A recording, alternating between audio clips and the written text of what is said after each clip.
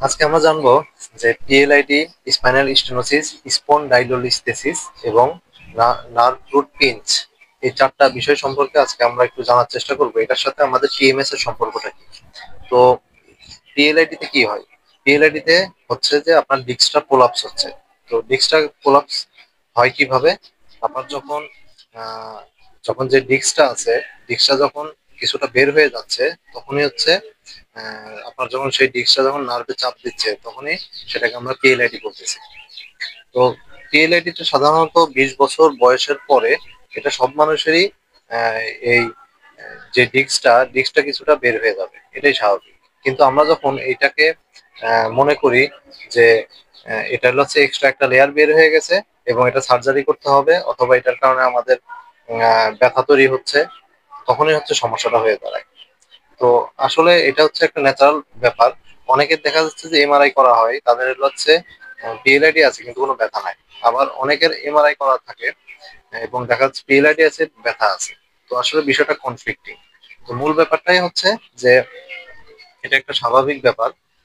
তো যখন হচ্ছে একটা মানুষের অনেক বেশি ব্যথা থাকে এবং আহ, তার এমআরআই করা হয়, তখন আসলে আহ, মনে হয় যে এটা তার ডিস্ক প্রলাপসের কারণেই তার এই পায়ের দিকে ব্যথা হচ্ছে। বাট বিষয়টা আসলে ওরকম না। যদি আর কি পিএলআইডির কারণে তার ব্যথা থাকতো, তাহলে অন্য অন্য মানুষের কিন্তু আবার থাকতো না। তো বিষয়টা যেহেতু কনফ্লিক্টিং, তো আমাদের যেটা বুঝতে হবে যে সব পিএলআইডির ক্ষেত্রে বা পিএলআইডি হলেই যে আমাদের ব্যথা হবে বিষয়টা তা না। কারণ পিএলআইডি হলে আপনার যে ডিস্কটা বের হয়ে যাচ্ছে, ডিস্কটা বের হয়ে যে নার্ভে চাপ দিচ্ছে, এই চাপ দেওয়ার ফলে ব্যথা তৈরি হইতো না। আপনার হচ্ছে পাটা অবশ অবশ হয়ে যেত এবং সার্বক্ষণিক আপনি পায়ের মধ্যে ভার ভার অনুভব করতেন, এবং অনেক ক্ষেত্রে দেখা যাচ্ছে যে আপনার ফুট ব্লক হয়ে যাওয়ার চান্স থাকতো। বাট বিষয়টা কিন্তু এমন হয় না।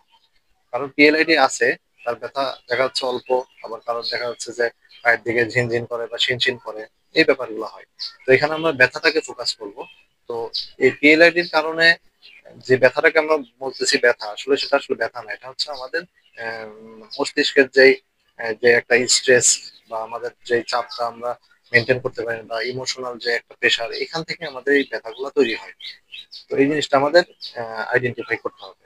পাশাপাশি স্পাইনাল স্টেনোসিসটা হচ্ছে যে আমাদের স্পাইনের যে ক্যানালটা আছে, এই ক্যানালটা যখন ন্যারো হয়ে যায়, তখন হচ্ছে যে আমরা মনে করি যে এটার কারণে আমাদের হাঁটতে সমস্যা হচ্ছে বা চলাফেরা করতে সমস্যা হচ্ছে।